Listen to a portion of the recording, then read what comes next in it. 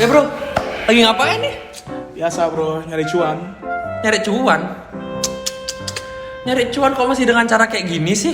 Mending kita simak video berikut. Di era teknologi yang berkembang pesat, inovasi dan perkembangan teknologi telah menjadi pendorong utama di tiap aspek kehidupan manusia loh. Teknologi nggak cuma mengubah cara kita berinteraksi, bekerja, bahkan berpikir. Dari revolusi industri pertama kali yang memperkenalkan mesin uap, hingga dengan adanya AI saat ini, setiap fase teknologi telah membawa dampak yang signifikan, tak terkecuali terhadap dunia keuangan dan juga investasi. Teknologi bukan hanya mesin inovasi yang tak berhenti, namun juga membuka peluang bagi inovasi di bidang investasi. Seperti contohnya, financial teknologi yang membuka para investor untuk mendapatkan kemudahan di bidang keuangan.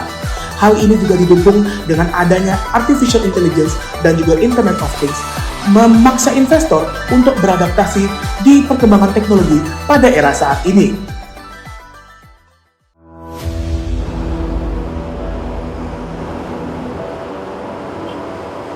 Flashback ke zaman dulu, mencari informasi tentang pasar saham bagaikan nyari jarum di tumpukan jerami. Kita cuma bisa ngandelin koran ataupun majalah keuangan untuk dapetin berita tentang saham.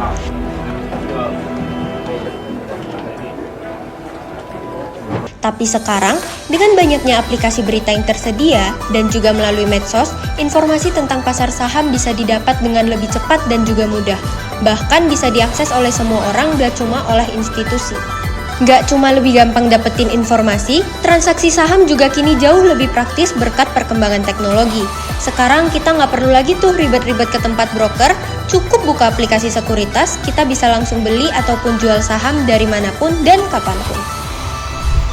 Ya, bener banget. Ibarat bermain basket.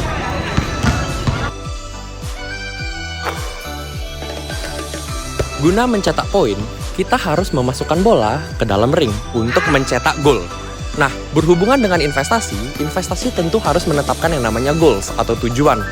Nah, dengan tujuan yang jelas, maka investasi kita juga akan terstruktur. Tentunya, tanpa adanya tujuan yang jelas, ibarat seperti kapal layar yang tidak memiliki arah. Dan pastinya, tujuan investasi dari setiap orang itu berbeda-beda. Ada yang fungsinya untuk dana pendidikan anak, atau ada yang fungsinya untuk pensiun muda, dan itu beragam seperti itu. Sama seperti posisi pada pemain basket, tipe investor dapat dibagi dengan 3 tipe. Yang pertama, ada si penakut. Si penakut ini paling anti sama namanya risiko. Katanya dia sih biar gak rugi ya. Walaupun dengan keuntungan kecil, katanya yang penting untung. Nah, yang kedua, ada si satset.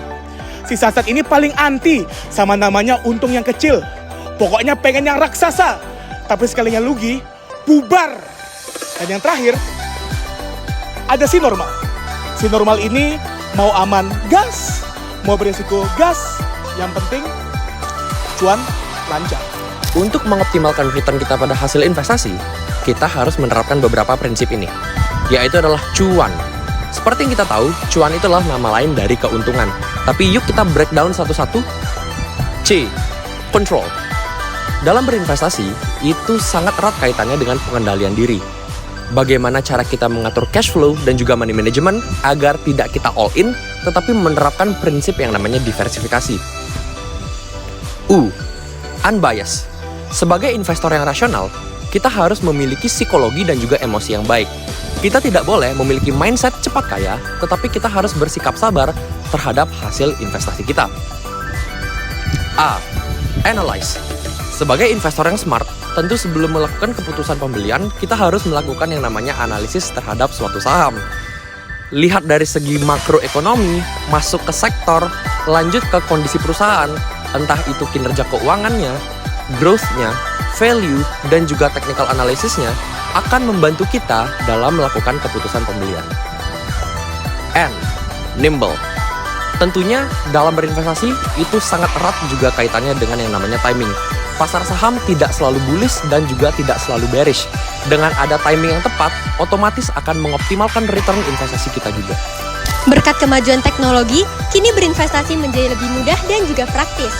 Jangan lupa tetapkan tujuan dan terapkan prinsip cuan.